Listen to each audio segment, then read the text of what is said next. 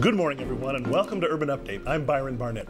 On the program today, the 7th annual White Ribbon Night Gala, an evening that asks men to take the pledge never to condone domestic violence against women and children. That's in just a bit. Also on the show, a new children's book that invites readers of all ages to become curious about their own heritage in a different way by asking questions of their families and friends that their DNA alone cannot answer. More on that later. But up first, students across America are dropping out of high school at an alarming rate. Dropping out of high school has a substantial impact on a young person's life. Over the course of his or her lifetime, an individual who drops out of high school is more likely to have reduced earning power, increased rates of criminal involvement, and even shorter life expectancy. Enter the Phoenix Model Designed Charter School and launched to operate college preparatory high schools for at-risk students. The Phoenix model recognizes that students who have struggled to succeed in traditional public school settings need non-traditional support. Here to tell us more, we've invited Tamara Soraluz. She's head of the school at the Phoenix Academy, Lawrence, and Dasani Canario. She's a junior at Phoenix Academy, Lawrence, who after facing many personal challenges was enrolled at Lawrence Public Schools only to be recommended to attend Phoenix due to her lack of credits. Dasani has taken great advantage of this unique opportunity that allows her to take her 9th and 10th grade courses in 1 year, and although she's not ready to graduate this year, she is on track to take the MCAS for the first time and graduate in June of 2019, which is her original graduation year. Welcome to Urban Update, ladies. Thanks for coming in. So great to have you here. Tamara, let me start with you. Just tell me a little bit more about the Phoenix Charter Academy School and really just kind of what type of school it is and who you serve. I think we serve a very unique model and provide unique supports to students. So given that we serve students who have been out of school for quite a while, students who have not earned credit and are not on track to graduate with the traditional school year, we also serve students that are parenting themselves. We have a child care in our building and provide those supports. And what we found about those students is they need different supports. And we focus a lot on the social, emotional, soft skills that any young person would need to be able to thrive past high school. We're thinking about college, we're thinking about jobs, and making sure that every single one of our students graduates with the skills necessary to be financially self-sufficient, and that's what's really important to us. I understand that you've just received approval from the State Board of Education to open another school. Can you tell me about that a little bit?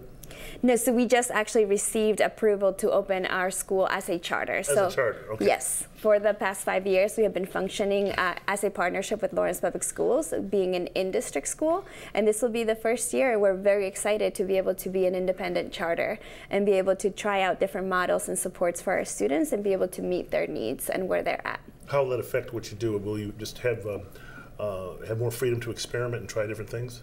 Yes, we will definitely, Byron, have more freedom to experiment, and also we will be able to actually open up our school to 2 additional communities of Methuen and Haverhill. We know that there's a need for young people in the cities abutting Lawrence that need the kinds of supports that we have, and we want them there. We want students to be able to see our school as a different opportunity or a second chance to do and graduate high school and be self-sufficient, and so we're very excited to be able to work with Methuen and Haverhill to do that. Okay, now Dasani Canario, you are a junior there, I understand, yes, at the Phoenix Academy. Talk to me about the challenges that you faced outside of school that made traditional school more difficult for you.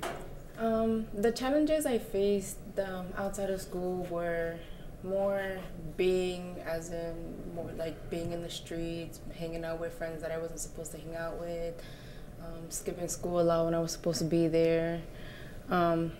I feel like if probably students who are just like me go more to school and do what they need to do, then they will be successful. Mm-hmm. Okay. Now, Tamara, where do you find your students, and and how do they come to you, and how do you work with them? So currently our students are mostly referred through our 2 sending schools within Lawrence Public Schools, which are Lawrence High School and their in-district alternative school, because they have identified that, 1, the student is behind in credits multiple years, so they're at least 1 or 2 years behind in credits in high school, or that they have previously dropped out of school and are currently not in a GED program, not in a different program. What makes your approach different than, I guess, than traditional schools? I think that we have a clear understanding of the challenges that young people face outside of school, both personally, economically, and that we try to be really flexible and meet our students' needs. I think because we're a really small school, we have the privilege to be really responsive to who our student body is. And every year, as our student body changes, so does our school. And I think that that's just very difficult in a large traditional model or in a large district school. Okay, Dasani, how did you find out about Phoenix? And I guess how did it help you get back on track? Well, I found out a little bit more about Phoenix when I moved to Lawrence from New Hampshire. When I went to go sign up for school, they had told me that I did not have enough credits to attend the city school, so they had recommended for me to go to Phoenix to catch up on my credits. Mm-hmm. And I guess what are your plans now? My plans now are to stay on the right path with my above passing grades, to be more of a role model in my school, and to stay on the right path.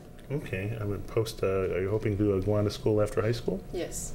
Okay, great. Now, Tamara, when you look at Dasani here, I guess, talk to me about what you see now compared to what you saw when you first met her. Dasani and I go way back.